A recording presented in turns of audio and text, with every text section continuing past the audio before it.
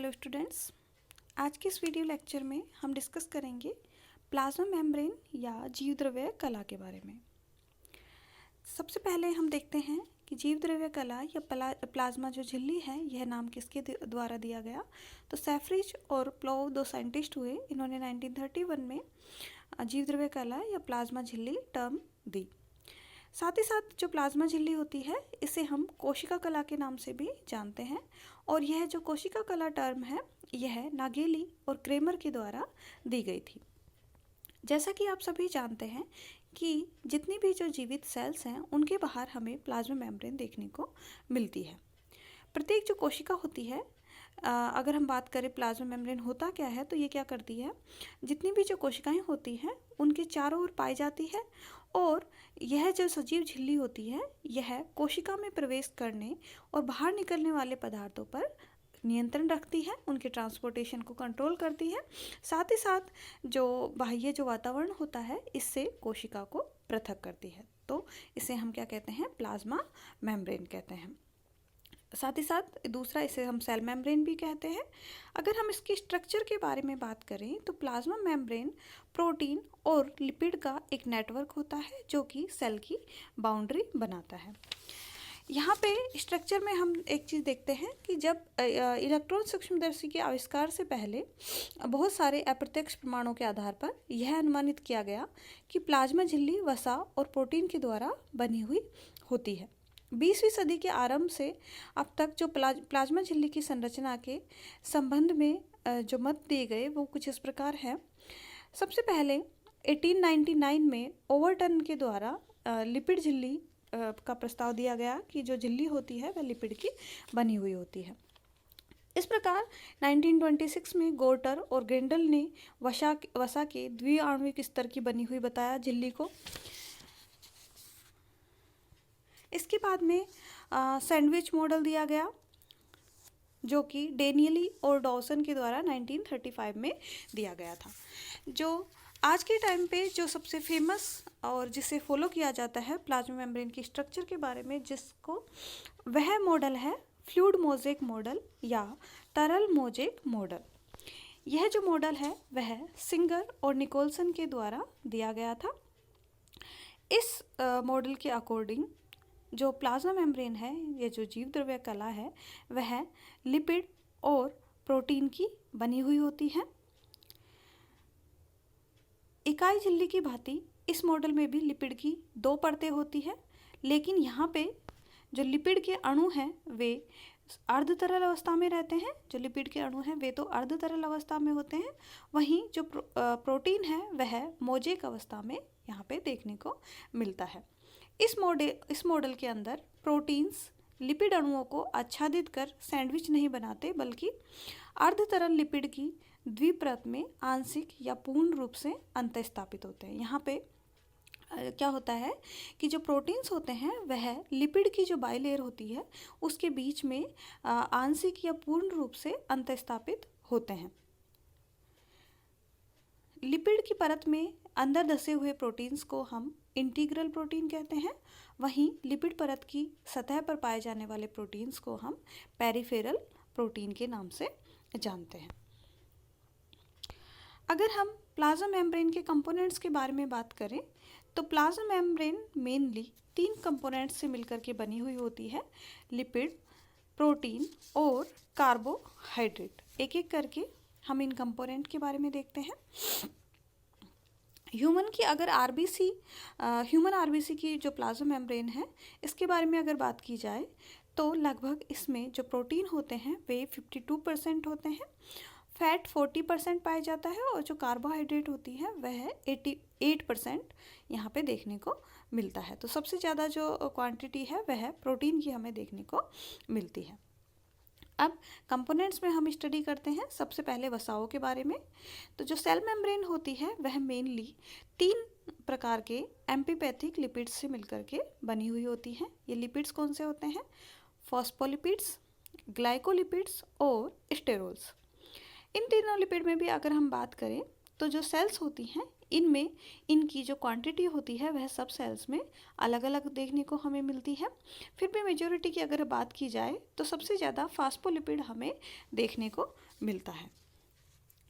Phospholipid मुख्यतः फास्फोटाइडिल Colin और फास्फोटाइडिल ethanol amine तथा स्फिंगोमाइलिन होते हैं। मेनली जो फॉस्फोलिपिड होता है वह फॉस्फोटाइडिल कोलिन, फास्फोटाइडिल एथेनॉल एमीन और स्फिंगोमाइलिन हमें देखने को मिलता है। इसके अलावा कुछ मात्रा में जो फास्फोटाइडिल आइनोसिटोल, फास्फोटाइडिल सीरीन और कॉर्डियोलिपिन, फास्फोटाइडिल ग्लिसरॉल और सल्फोलिपिड हमें देखने को मिलते हैं। अगर हम लिपिड्स की स्ट्रक्चर के बारे में बात करें तो लिपिड्स कैसे होते हैं, एम्फीपैथिक नेचर के होते हैं।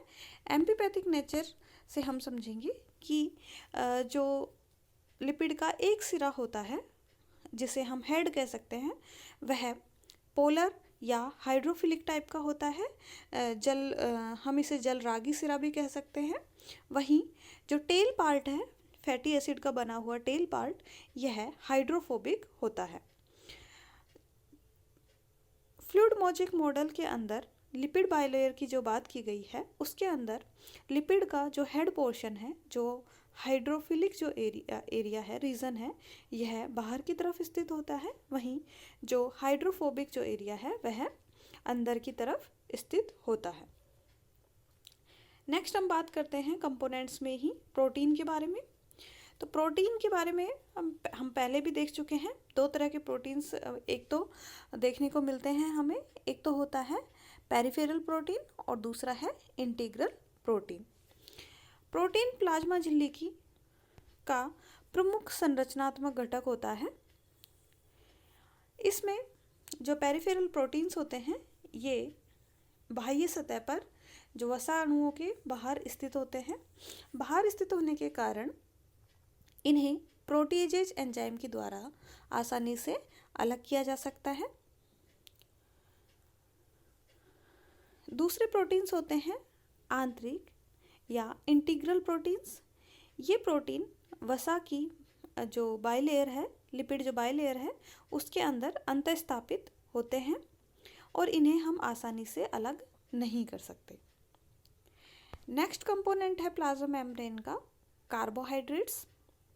कार्बोहाइड्रेट प्लाज्मा झिल्ली में ग्लाइकोप्रोटीन और ग्लाइकोलिपिड के रूप में उपस्थित होते हैं। यह कार्बोहाइड्रेट प्लाज्मा झिल्ली में केवल बाह्य सतह पर ही उपस्थित होते हैं।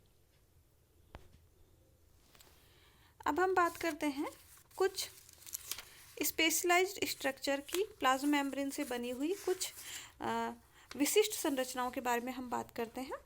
सबसे पहली जो संरचना है वह है टाइट जंक्शन, या जिसे हम हिंदी में कह सकते हैं दृढ़ संधि।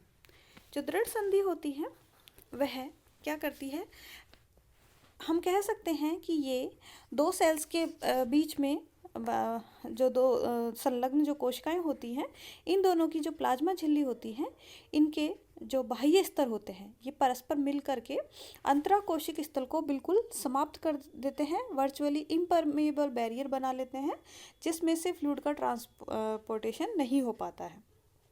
इस तरह की संधि को हम दृढ़ संधि या टाइट जंक्शन कहते हैं। अगर हम इनके फंक्शंस के बारे में बात करें तो यह द्रव को आने जाने से रोकता है, साथ ही साथ यह अंतराकोशिक स्थल के वातावरण को बनाए रखने का कार्य करता है।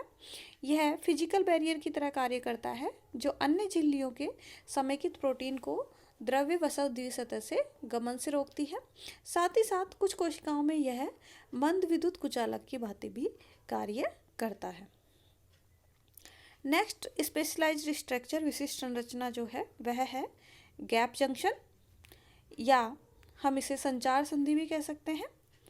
परिपक्व रेखित कोशिकाओं और परिसंचरित रुधिर कोशिका को छोड़कर यह साधारणतया सभी कोशिकाओं के मध्य पाई जाती है। यह दो सेल्स के बीच में बना हुआ वह जंक्शन होता है जिसमें बहुत सारे मॉलिक्यूल्स और आयंस फ्रीली एक सेल से दूसरे सेल में पास हो सकते हैं।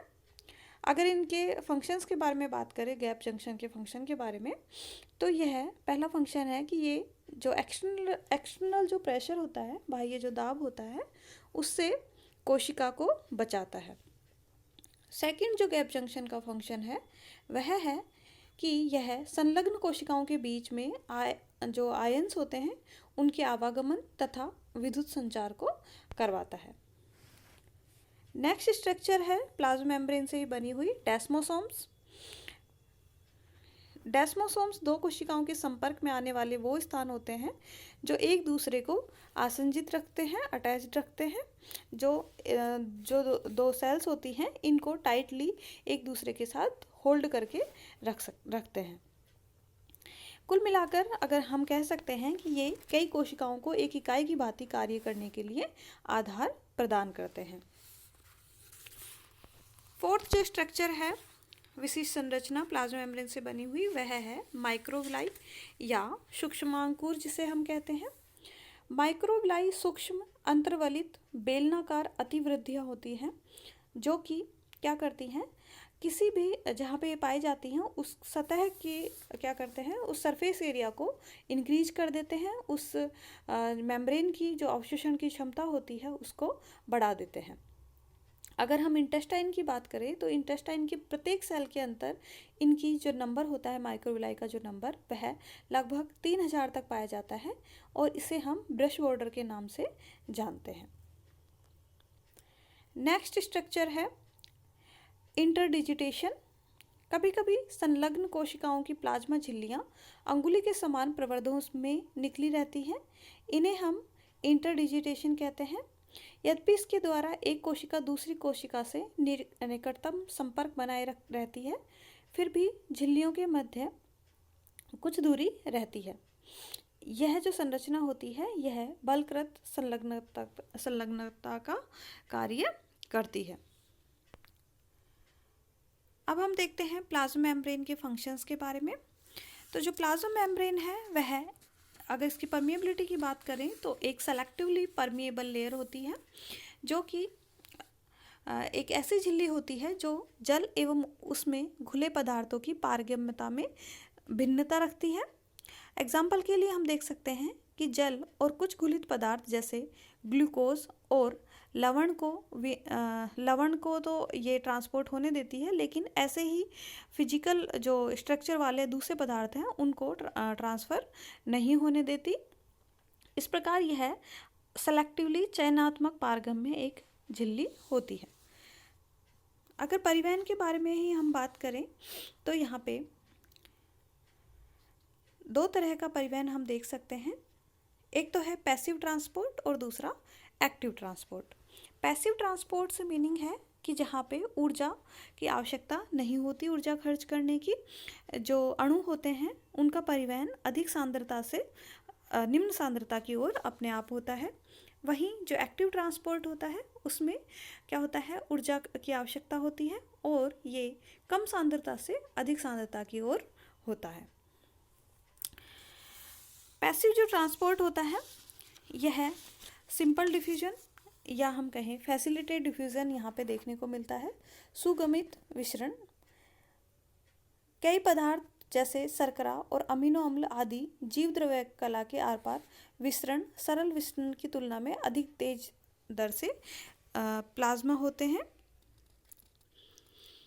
इस प्रकार का विसरण प्लाज्मा कला में पाए जाने वाले वाहकों की सहायता से होता है। किसी प्रकार के कैरियर की हेल्प से होने वाले विसरण को हम फैसिलिटेड डिफ्यूजन कहते हैं। साथ ही प्लाज्मा मेम्ब्रेन के दूसरे जो फंक्शंस हैं उनमें ऑस्मोसिस, एक्टिव ट्रांसपोर्ट, को ट्रांसपोर्ट, वेसिकुलर ट्रांसपोर्ट और प्रोटेक्शन। मेन जो फंक्शन है प्लाज्मा मेम्ब्रेन क्या करती है, सेल को प्रोटेक्शन प्रोवाइड करती है।